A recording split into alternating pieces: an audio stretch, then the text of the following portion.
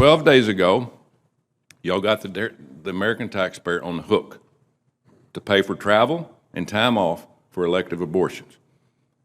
And you did not make this with anybody in this room or Congress taking a vote. On the issue of providing non-covered reproductive health care for our women, I would just say, Senator, almost 1 in 5 of our troops are women. And they don't get a chance to choose where they're stationed. So almost 80,000 of our women are stationed in places where they don't have access to non-covered reproductive health care. This policy is based on strong legal grounds. Wow, that sounds like our military is super focused on everything they should be focused on. Joining me now, Congressman from the great state of Texas, Chip Roy. Congressman, that's the Defense Secretary. I'm extremely concerned about China, Russia, Iran. He seems to be concerned with other things.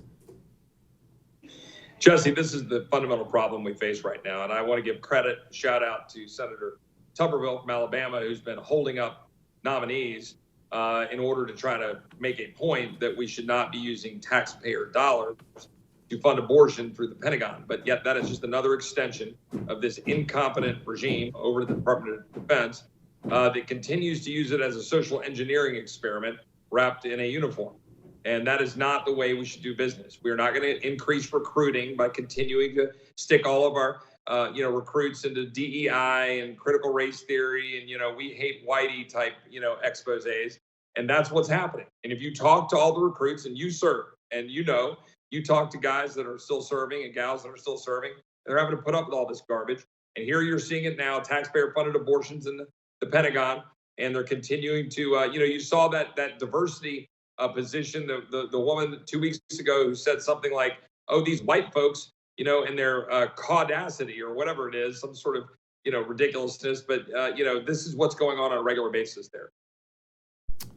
Congressman, you know what I hear that shocks me most? I don't know about shocks me, but it really brings home the problem. My whole life, guys who have served, guys I knew who served, they always talked to their kids about serving and pushed their kids to serving.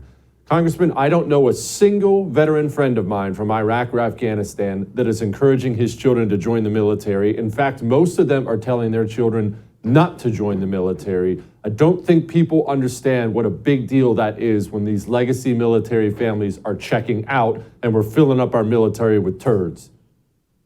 Well, this is, and thank you for highlighting this, and thank you because you as a veteran have the voice to be able to say that in ways that people like me who did not serve in the military, it's harder for us to make that point.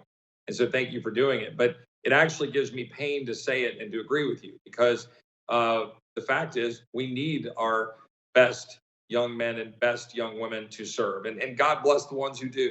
I, in my job as a member of Congress, have to make appointments to the military academies. And, I talk every, day almost, certainly every week to families in the district I represent and make these nominations. And these are great kids. I met with a group of naval aviators just this last weekend in Austin, all just great Americans who love their country and they're very competent. Yes, sir, and yes, ma'am. But the military brass is trying to destroy that culture.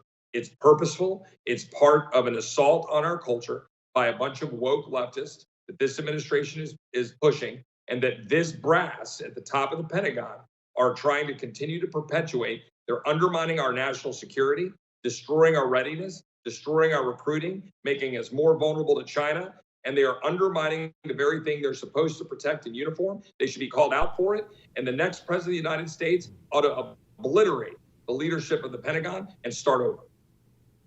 Oh, he should. He should. And hopefully Lloyd Austin will... Well, here's Lloyd Austin from yesterday. I have something to say about this. Has there ever been any accountability for anyone within the Department of Defense for the deadly, botched, and embarrassing withdrawal from Afghanistan? Any accountability? Hey, listen, our troops evacuated 124,000 people off of that airfield. Has anyone been held accountable? If a Navy captain grounded a ship, what happens immediately? Typically, that captain is removed. That captain is removed. Has anyone been held accountable for what happened in Afghanistan? To my knowledge, no. to my knowledge. One, that's an unbelievable statement. Two, Congressman, as you well know, the history of the world is generals resigning on their own in disgrace after failure in the battlefield. Some cultures, they actually commit suicide. Not that I want us to start doing things like that. But in our country, they've been put on trial before for horrific failures. Not one member of the United States military has resigned in disgrace or been fired after an international embarrassment like that. That's the kind of thing that tells rural boys in Texas, I won't join this military. My leaders aren't accountable at all, but I'll be held accountable. Well, you're exactly right. We had 13 dead Marines and certainly men and women in uniform. We had $85 billion of assets left behind. We have pictures of the Taliban showing that they've got those assets. They're able to either use them or retrofit them and figure out how to use them. It was a complete abandonment of Bagram. I have been calling for a review of our authorization to use the military force, and I didn't think we needed to have a massive footprint over there.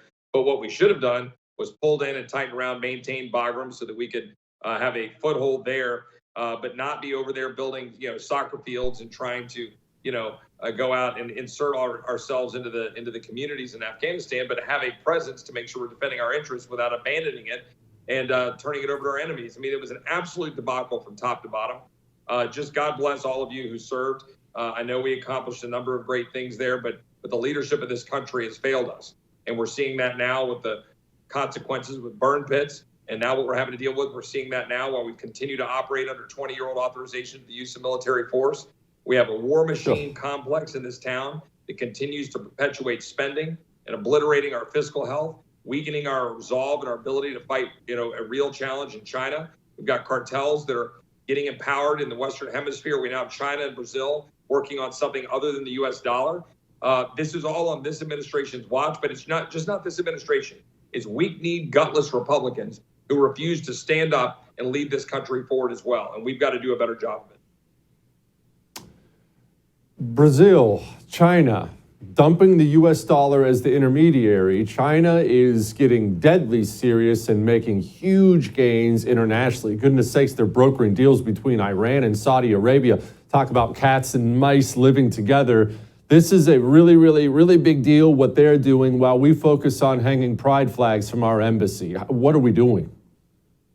Well, we're doing exactly like that. And also we are allowing our wide open borders to embolden and encourage China and cartels. We have a narco-terror state in Mexico. We have China now, major footholds, strongholds in South America and Central America, Mexico, because we refuse to export the rule of law, ensure that we've got a strong Western Hemisphere economic agreement so that we're actually pushing back on China. And instead, we're allowing China to beat us in our own backyard in the Western Hemisphere. The next president should have a bold, effectively a Monroe Doctrine of the 21st century. We're going to reclaim the Western Hemisphere. We're going to be making sure that the rule of law is respected, root out the narco-terror states, push China out of the Western Hemisphere, and reestablish our dominance here, because this is our backyard, and we need to make sure we're doing that in the next administration. Support the First TV today and get instant access to exclusive specials like Who is Ron DeSantis, the history of FBI scandals, and America's worst presidents. Visit thefirsttv.com/support or download the First TV app to become a supporter and start watching today.